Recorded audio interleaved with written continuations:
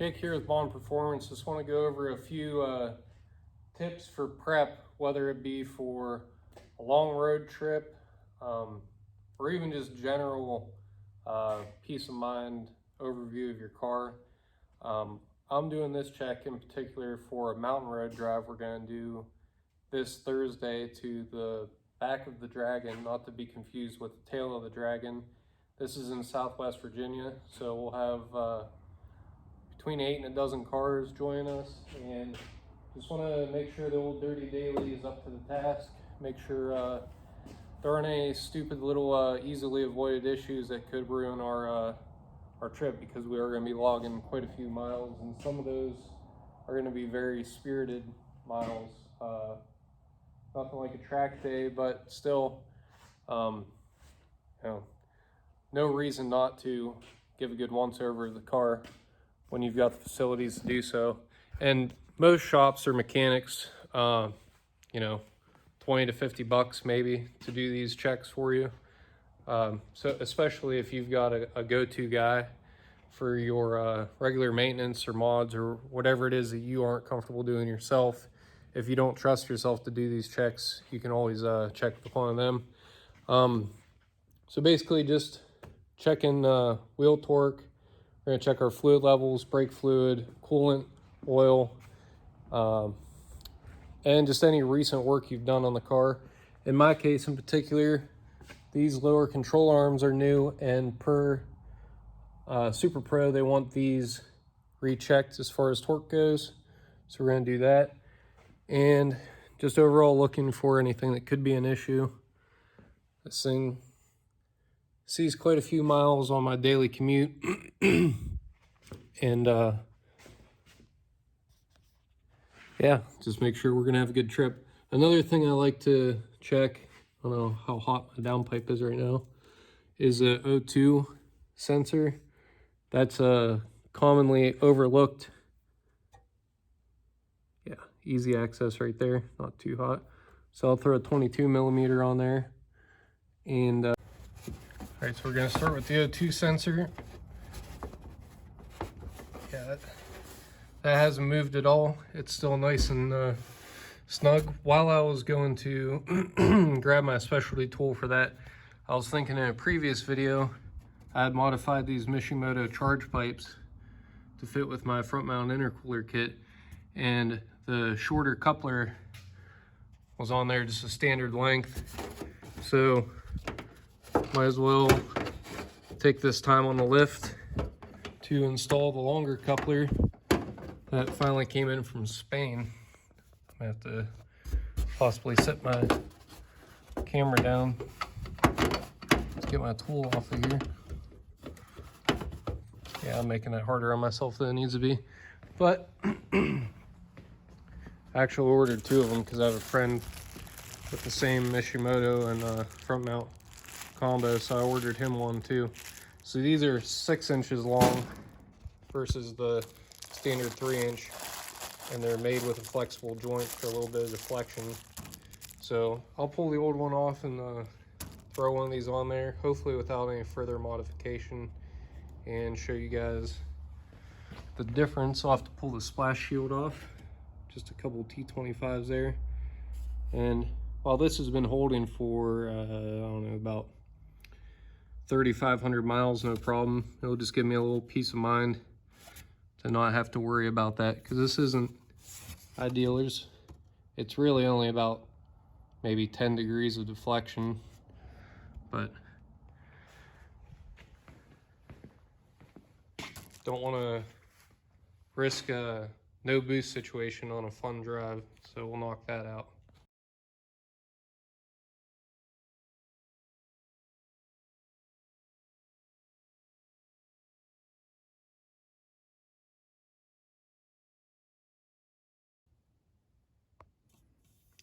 Okay, so to avoid fixing one problem and creating another, with the amount of movement I'm gonna have here to get these connected the way I want, with this longer 6-inch coupler, high quality unit made in Spain, I'm actually gonna pull the bumper cover and take this charge pipe off for the installation to make sure I get everything sitting the way I want, because I don't want to accidentally cause a leak here or potential for that to come off. So yeah, I'm going to pull the bumper cover off and we'll knock that out.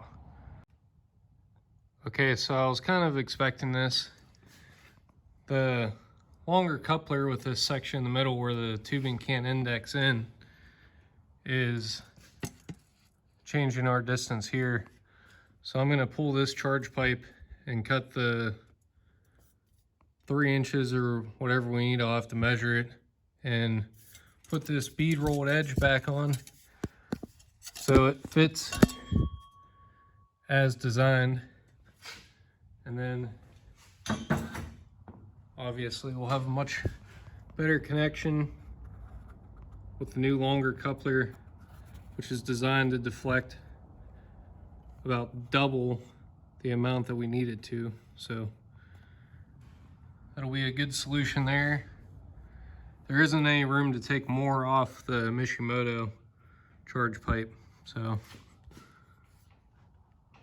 that'll have to stay as it is. And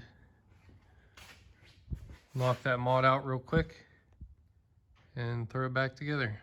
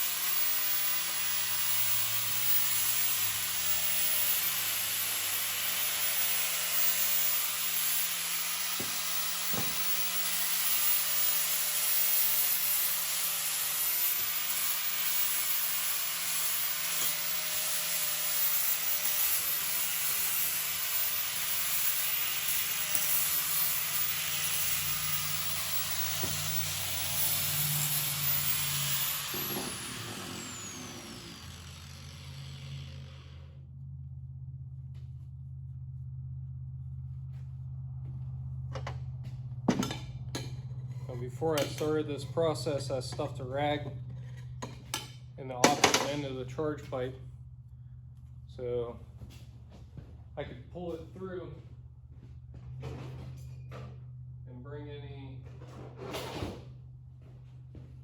cutting chips and debris out with the rag.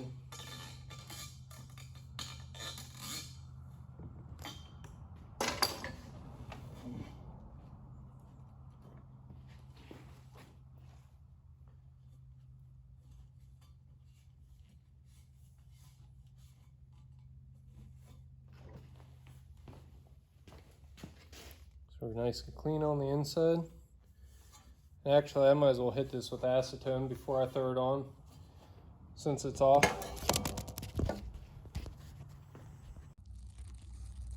All right, so there it is, all buttoned up with the shorter charge pipe, longer coupler. As you can see, Mishi chose to take kind of a odd angle there. This nice flexible joint will allow some driveline movement and accommodate for their weird angle towards the transmission instead of OEM coming at this exact angle here.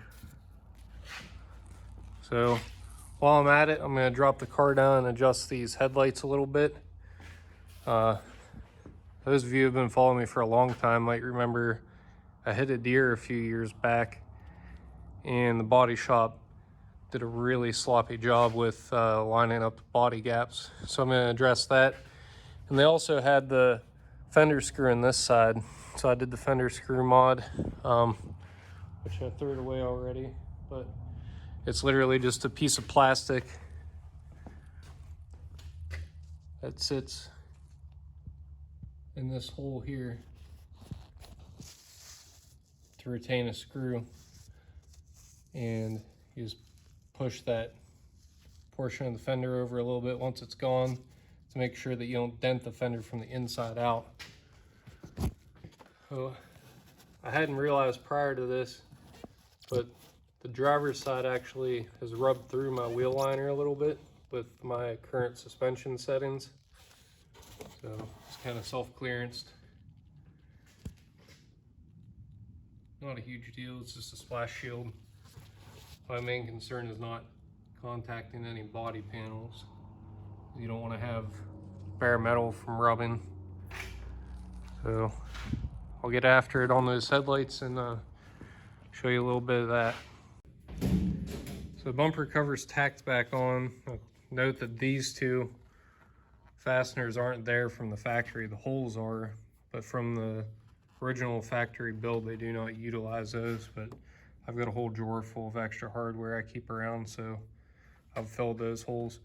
So the problem from the body shop was this gap was about 1/4 inch, and that adjustment is this 18 millimeter hollow aluminum bolt that sets the height.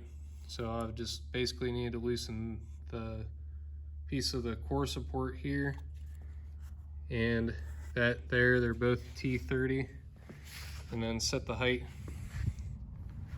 So I've got a lot better looking bumper to headlight body lines. These are Ed's BEC replica headlights, so they're not OEM. They'll never fit as well as OEM, but I'm happy with that.